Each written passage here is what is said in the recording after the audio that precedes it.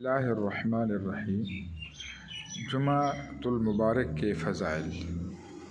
جامعہ ترمذی جو شائستہ میں سے ایک کتاب ہے جس کا نام ہے جامعہ ترمذی شریف، امام ترمذی رحمۃ اللہ علیہ نے لکھی ہے۔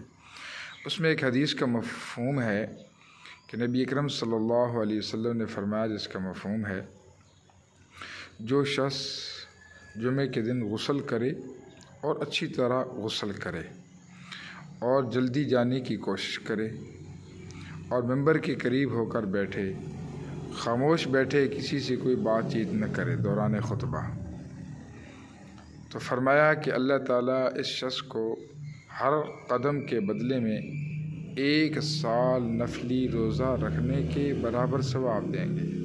ہر قدم پہ 1 سال نفلی روزہ رکھنے کے برابر ثواب دیں گے اور 1 سال رات کو عبادت کرنے کے برابر ثواب دیں گے۔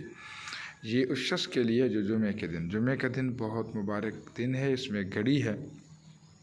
تو بعضوں نے کہا کہ وہ گھڑی ایسی ہے کہ اس میں جو آدمی جو بھی دعا مانگے وہ ضرور قبول ہوتی ہے۔ اس گھڑی کا یہی مقام ہے، اس گھڑی کی یہی شان ہے کہ اس میں جو بندہ جو بھی دعا مانگے اس کی وہ دعا قبول ہوتی ہے۔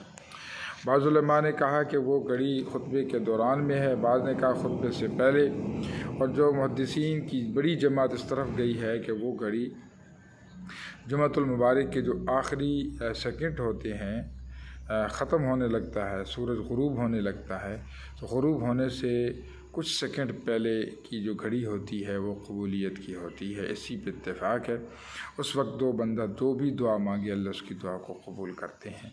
جمعہ کے دن آدمی جو ہے وہ عصر سے مغرب تک کوشش کرے، ذکر کرے، درود پاک پڑھے، درود شریف پڑھے، دعائیں مانگے، اور اپنے لیے، بچوں کے لیے اور امت مسلمہ کے لیے اللہ سے دعا ہے کہ اللہ ہمیں دعا مانگنے کی توفیق عطا فرمائے۔